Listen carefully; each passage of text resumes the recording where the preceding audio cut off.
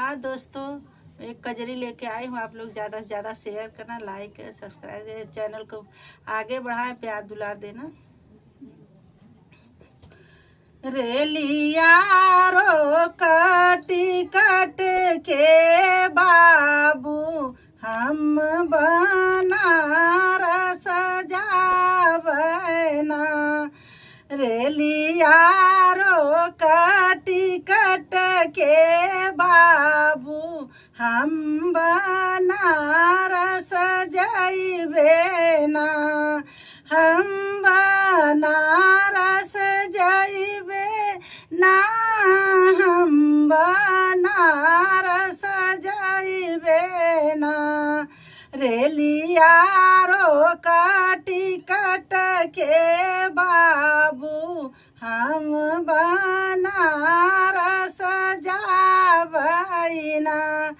जाऊ तू जाबे बनारस हे पिया, जाऊ तू जाबे बनारस ए पिया। हम नैहरवा जाबैना कि हम नैहरवा जाबैना।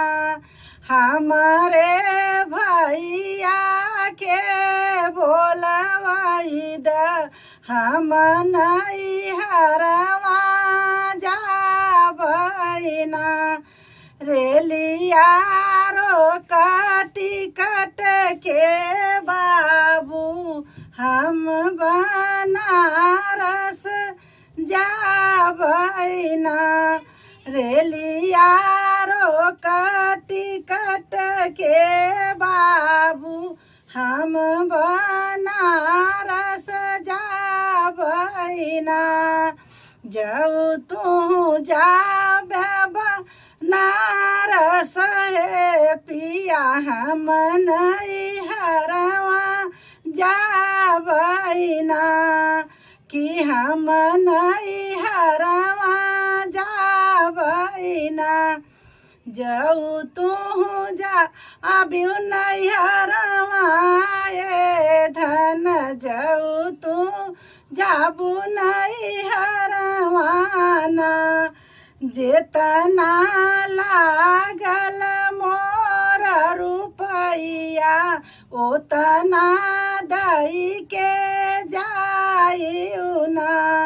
कि जेतना लागल मोर रुपैया ओतना दई के जाइउ ना। ओतना दई के जाइउ ना। ओतना दई के जाबै पिया। जेतना लागल बा तोहरा रुपैया ओतना दई के जाबैना। कि ओतना दई के जाबैना। जैसे रहली पापा घर कुंवारी ओइसई कई के जायना। कि जैसे रहली पापा घर कुंवारी ओइसे कई के जायना। रेलिया रो कटी कट के बाबू हम बनारस जाबैना। कि हम बनारस जाबैना।